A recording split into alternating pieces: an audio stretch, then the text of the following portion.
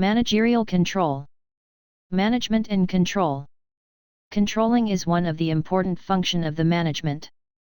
Managers have to control people and other sources of organizations in order to survive. But control should be at the right amount and type. Lack of control can lead to financial losses, reputation damages, market share losses, even for bankruptcy. Too much control can result in unhappiness and reduced motivation in the organizations. Controlling is the process of ensuring that actual activities in the organization go according to the planned activities. To control an organization effectively, managers will need information about performance standards and also actual performance.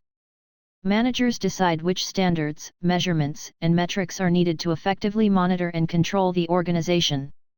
The progress towards the organizational goals will be monitored, measured, assessed, and if necessary, modified through the controlling function. Companies face a wide range of uncertain internal and external factors that may affect achievement of their strategic, operational, or financial objectives. Internal control is a process, effected by an entity's board of directors, management, and other personnel, designed to provide reasonable assurance regarding the achievement of objectives relating to operations, reporting, and compliance. Management is a process through which required resources are utilized by a sequence of functions starting with planning, followed by organizing, leading, and controlling, POLC framework, for achieving organizational goals. Each function contributes to the management process from a different perspective, but they are interconnected and complement each other. Controlling helps managers monitor how well planning, organizing, and leading have been performed. As you can see, management control is a continuous process. As a last function in the management process, it provides a critical backward link to planning function. Steps in the control process. The steps in the basic control process follow the logic of planning. Establish standards and methods to measure performance. Measure performance. Compare the actual performance with the established standards, whether performance matches the standard, and then take corrective action as needed. A standard is a unit of measurement used to evaluate results and simply the criteria of performance. In the planning process, goals and objectives will be determined and they will eventually become the foundations for controls. Goals and objectives will become performance standards. Performance standards should be realistic and acceptable to the people involved, otherwise controlling might become very hard and subjective. Standards and controls usually deal with time, cost, quality, productivity, or behavior. Once set, standards must be continually re-evaluated to ensure that they are still necessary and valid. The second step in the basic control process is the measurement of performance. Managers must measure actual performance to determine any variations from standard. 4 approaches used by managers to measure and report actual performance.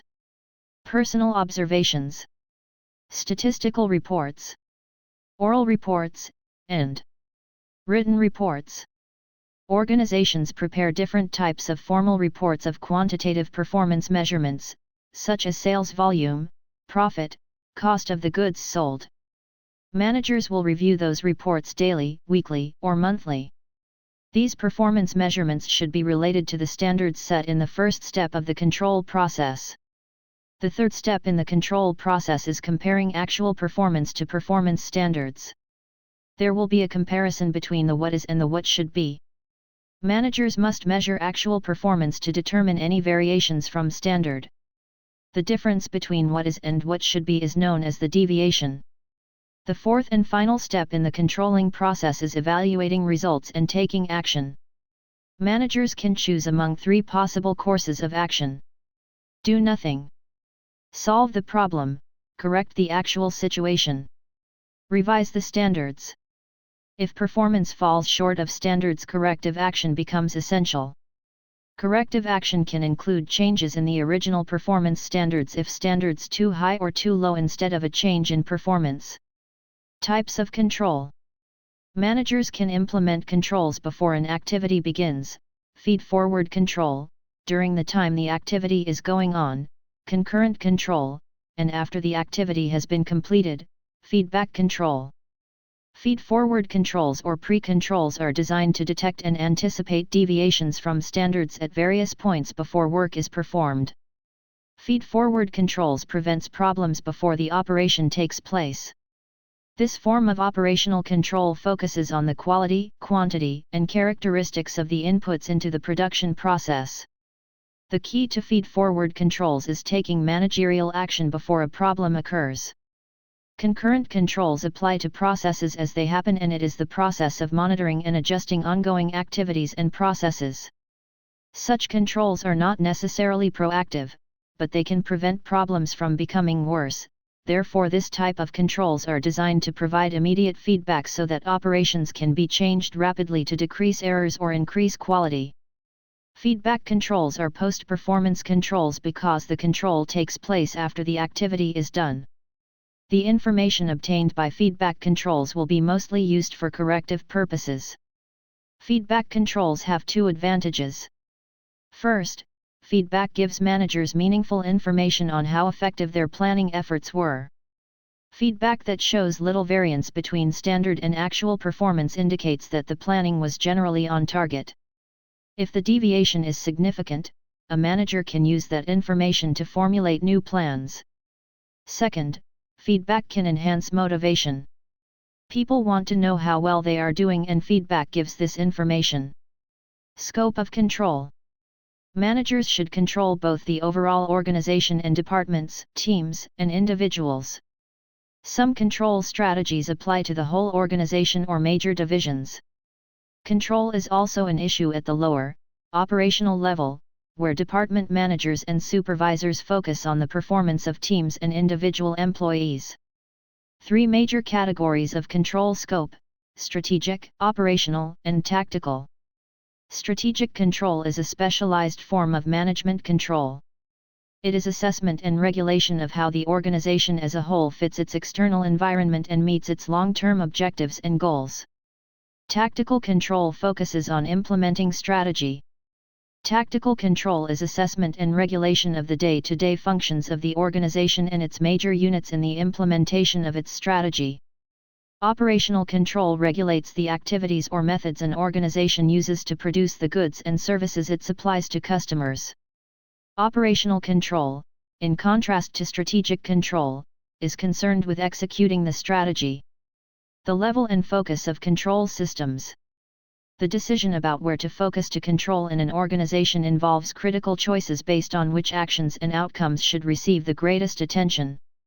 In other words, the focus of control refers not only to what is to be controlled but also to where control should be located in the organizational structure. When we explain the scope of control, we mentioned that managers will consider both control of the overall organization and control of departments, teams, and individuals. Therefore, some control strategies apply to the top levels of an organization or major divisions or teams and individual employees. Organization level, the Balanced Scorecard. Department level, behavior versus outcome control. Balanced Scorecard is a comprehensive approach has become popular in recent years by combining several indicators of effectiveness into a single framework, and this new approach balances various parts of the organization rather than focusing on one aspect. Managers using the Balanced Scorecard do not rely only on the short-term financial measures. The Balanced Scorecard helps an organization set goals and measure performance from four perspectives, which are financial performance, customer service, internal business processes, and the organization's capacity for learning and growth. The Balanced Scorecard will help managers assess the organization from many perspectives so they have a better understanding of total effectiveness. There are two different approaches to evaluating and controlling team or individual performance and allocating rewards.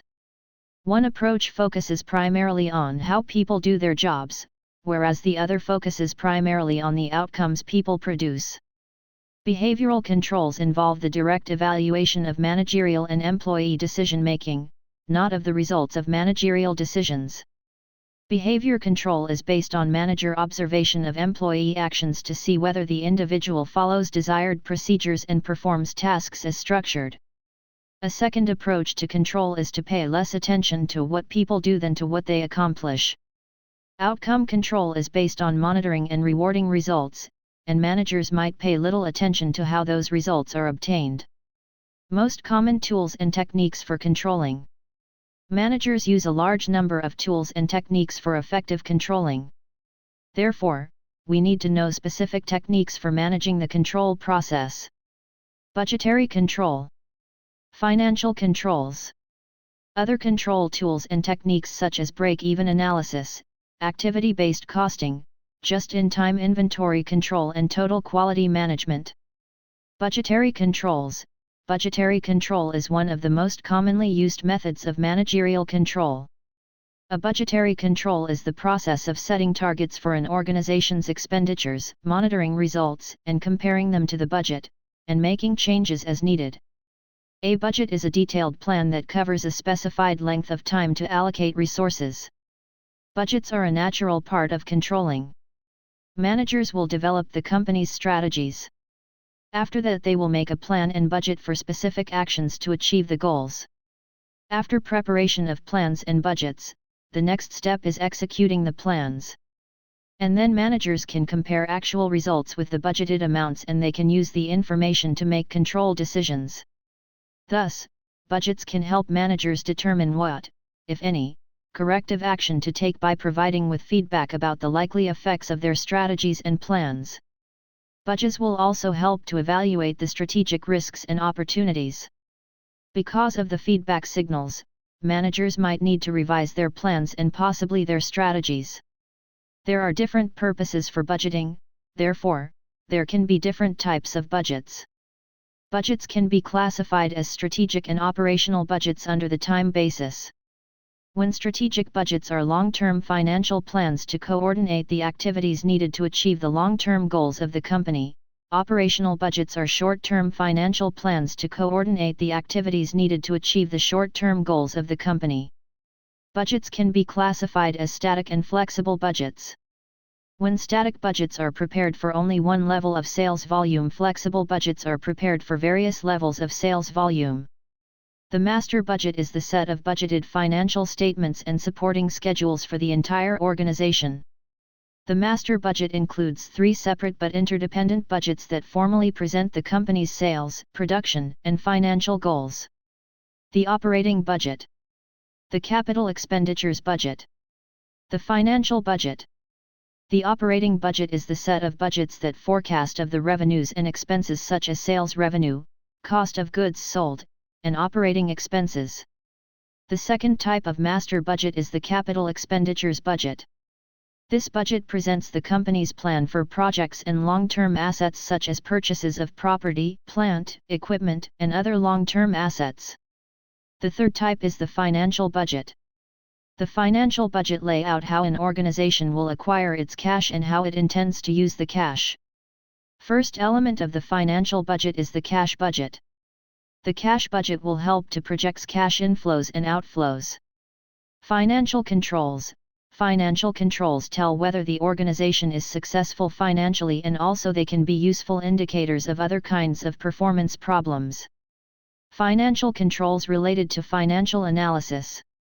A manager needs to be able to evaluate financial reports that compare the organization's performance with earlier data or industry norms.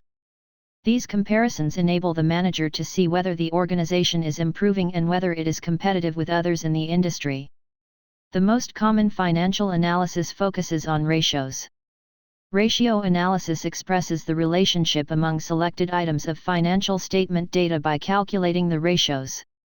The ratios available to managers for controlling organizations can be divided into four categories: liquidity ratios, activity ratios, profitability ratios, leverage ratios, solvency ratios. Liquidity ratios measure an organization's ability to meet its current debt obligations. Activity ratios measure internal performance with respect to key activities defined by management. Activity ratios use turnover measures to show how efficiently a company operates and uses its assets. Profitability ratios measure the income or operating success of a company for a given period of time. Leverage refers to funding activities with borrowed money. A company can use leverage to make its assets produce more than they could on their own. Other control tools and techniques: cost volume profit, CPV, analysis is a planning tool for the management so it can be used for control purposes in business organizations. CPV analysis will assist to estimate the amount of sales needed to achieve a target profit. The break-even point, BEP, can be used to determine the target profit. The break-even point, BEP, is the sales level at which the company does not earn a profit or a loss. Total cost will be equal to the total revenues at the BEP. The cost of produced goods and services must be measured so managers can be sure they are selling those products for more than the cost to produce them.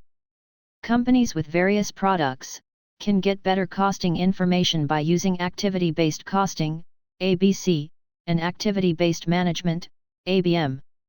A just-in-time, JIT, system is an inventory management and control system that ensures the timely delivery of a product or service and related inputs. The objective is to produce the product or service only as needed with only the necessary materials, equipment, and employee time that will add value to the product or service. Another popular approach based on a decentralized control philosophy is Total Quality Management, TQM. TQM, an organization-wide effort to integrate quality into every activity in a company through continuous improvement of products and processes. The implementation of total quality management involves the use of many techniques, such as quality circles, benchmarking, Six Sigma principles, reduced cycle time, and continuous improvement.